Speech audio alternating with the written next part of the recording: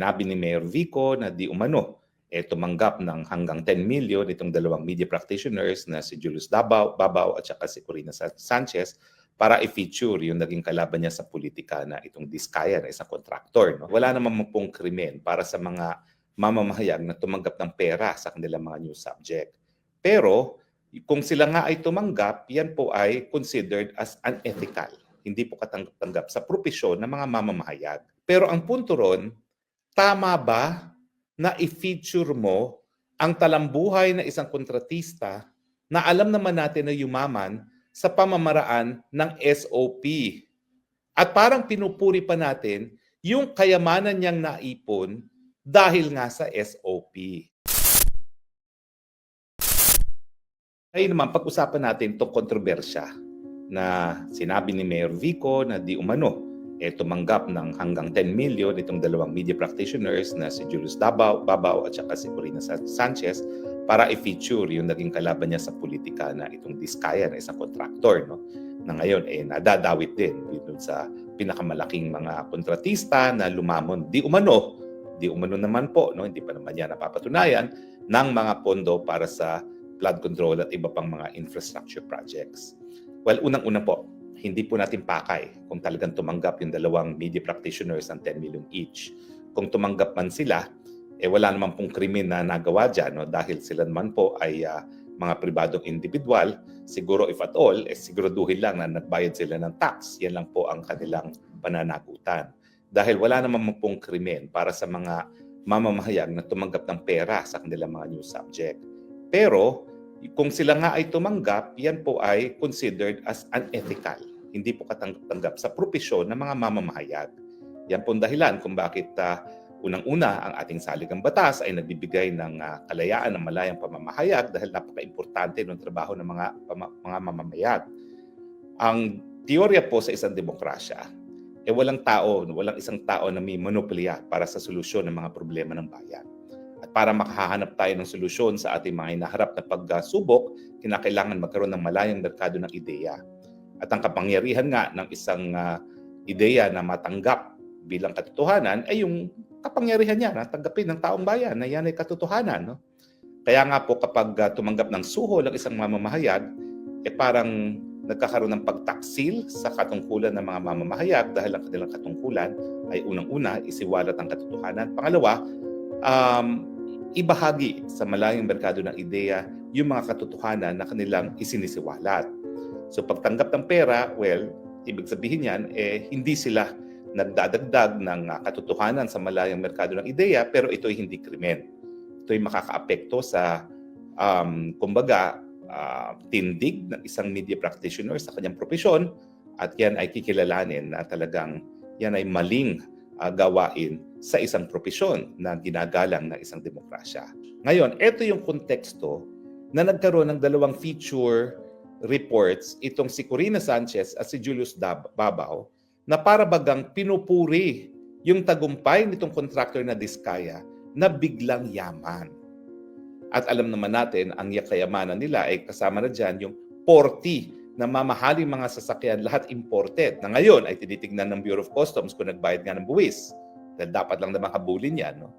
Pero ang punto ron, tama ba na i-feature mo ang talambuhay na isang kontratista na alam naman natin na yumaman sa pamamaraan ng SOP?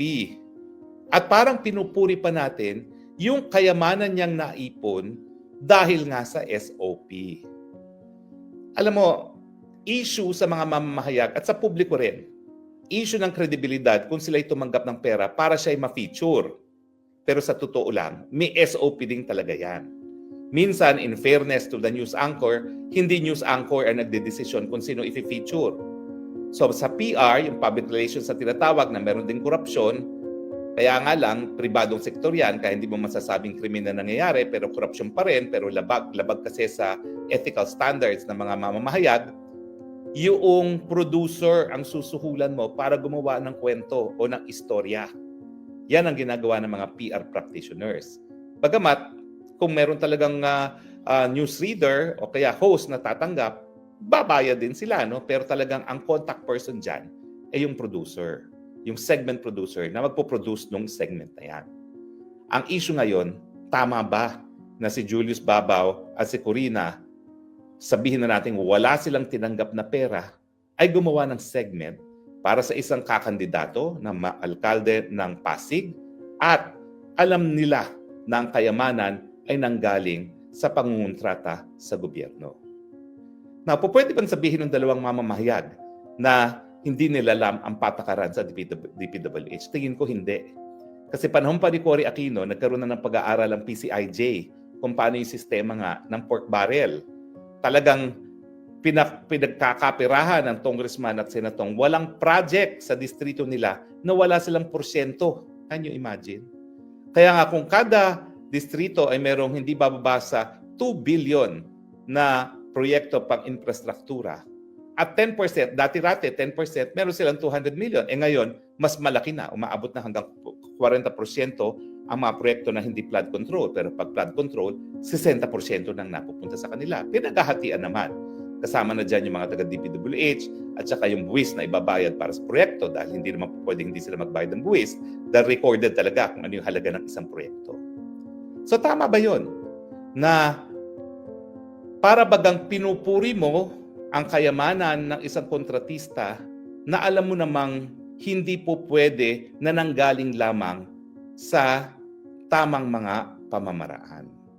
At tingin ko, dyan may bukol si Julius Babaw at si Corina. Sabihin na natin na hindi sila nagdedesisyon kung sino ang ipipicture at yan ay desisyon ng kanilang segment producer. Ang punto, bakit ka naman pumayag na ipicture? At para bagang magsilbing halimbawa pa sa ating mga mamamayan na tama ang gawain ng mga contractors dahil ito ang pinakamabilis na pamamaraan para yumaman. Yun po ang punto ron.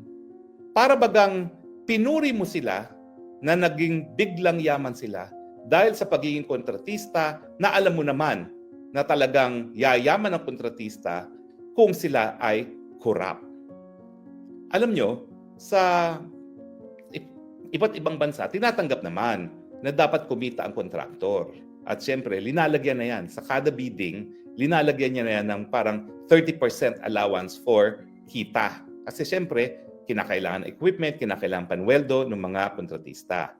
Ang pinagbabawal ay mahigit pa sa 30%. Kaya nga, kada proyekto na pinapabid out, meron niyang tinatawag na price ceiling at saka price floor.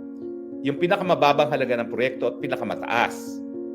Pag lumabas ka sa pinakamataas o yung price ceiling, disqualified ang bid mo. Pag bumaba ka doon sa price floor, disqualified din. Bakit? Kasi magiging daspalinghado na yung gawa kapag mas mura pa doon sa minimum amount na inestimate para sa isang proyekto.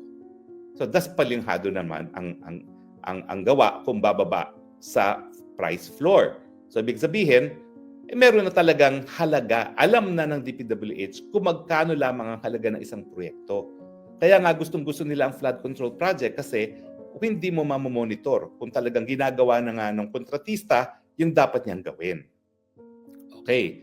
So, ang question, bakit mo pinabida-bida ang isang kontratista na alam mo na ang kayamanan ay galing nga sa either overpricing or yung inferior na mga gawain. Dahil kung 30% lang yan, hindi naman dapat ganun kayaman yung kontratista. Lalong-lalo na yung 30% na yan subject din to 30% tax ng gobyerno.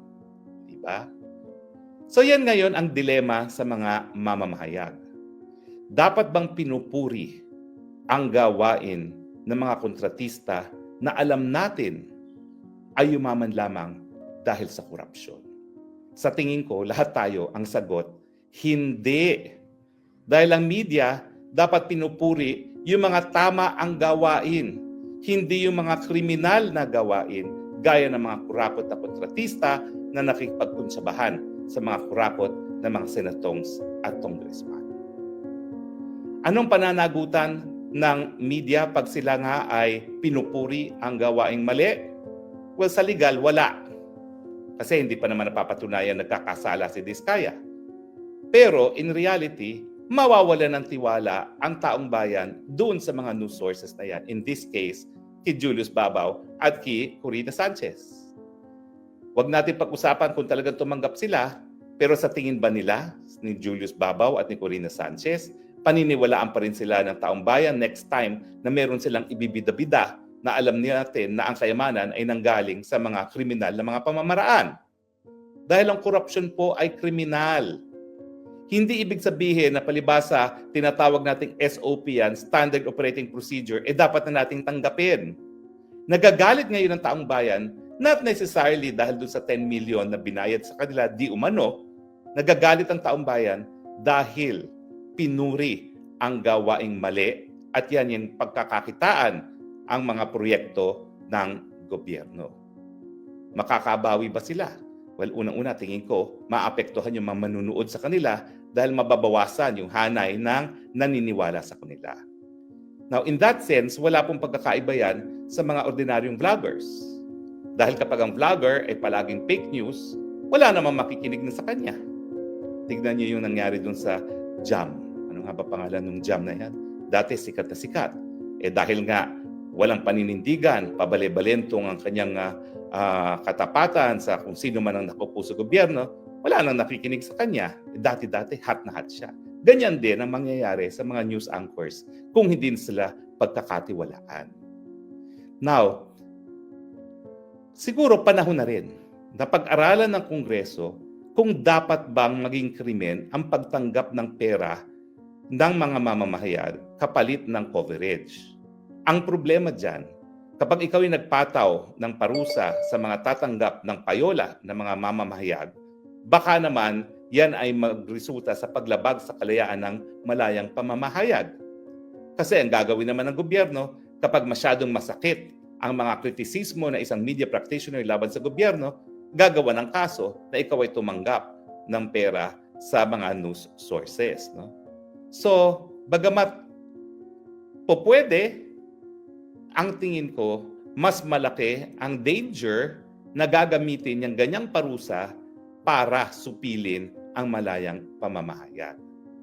So sa akin, tingin ko dapat talagang palakasin yung mga tinatawag nating regulatory bodies na hindi involved ang gobyerno.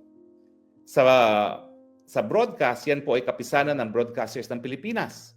Pero hindi naman lahat ng istasyon ay miyembro ng KBP.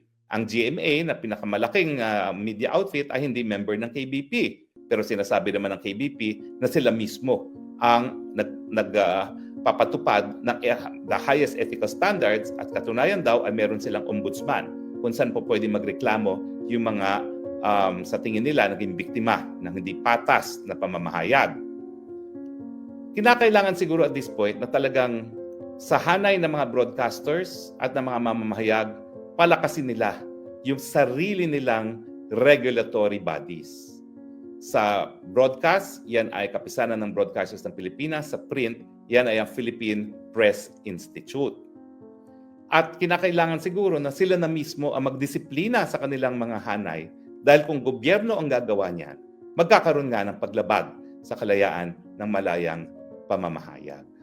At siguro naman, mas madali na magkaroon ng disciplinary sanctions kung ang paratang ay pagtanggap ng envelope kapalit ng coverage. Kasi ang problema dun sa paggamit talaga ng mga sanctions sa fake news, well, ang hirap dyan, sino maghuhusga kung anong fake news at hindi, di ba? O pwede naman na ang isang tao ay hero at yung kaparehong taong yan ay paningin ng iba ay kriminal. Hindi naman ganyan ang issue ng envelopmental journalism. Ang issue dyan, tumanggap ka ba kapalit ng coverage, kapalit ng positibong mga komentaryo or hindi. At kung yan ang mapapatunayan, tingin ko naman, sang-ayon yan sa mandato ng mga industry regulatory bodies gaya ng KBP at ng PPI. So aking panawagan sa publiko, wag po nating panuurin, tangkilikin ang mga programa na pinupuri ang mga yumayaman dahil sa krimen gaya ng pangungurakot. At sa industriya, pinagkakatiwalaan po namin kayo bilang third estate media. Kayo po ang buhay ng demokrasya. Sana naman po sa inyong hanay, bantayan niyo ang isa't isa upang masiguro na tapat po kayo sa pagkakatiwala na ibinigay sa inyo ng publiko. Maraming salamat po sa inyong patuloy na pagtangkilik at sana nga po patuloy na maging masiglang ating media dahil kung ang media po ay susupilin, ang resulta po ay puro propaganda.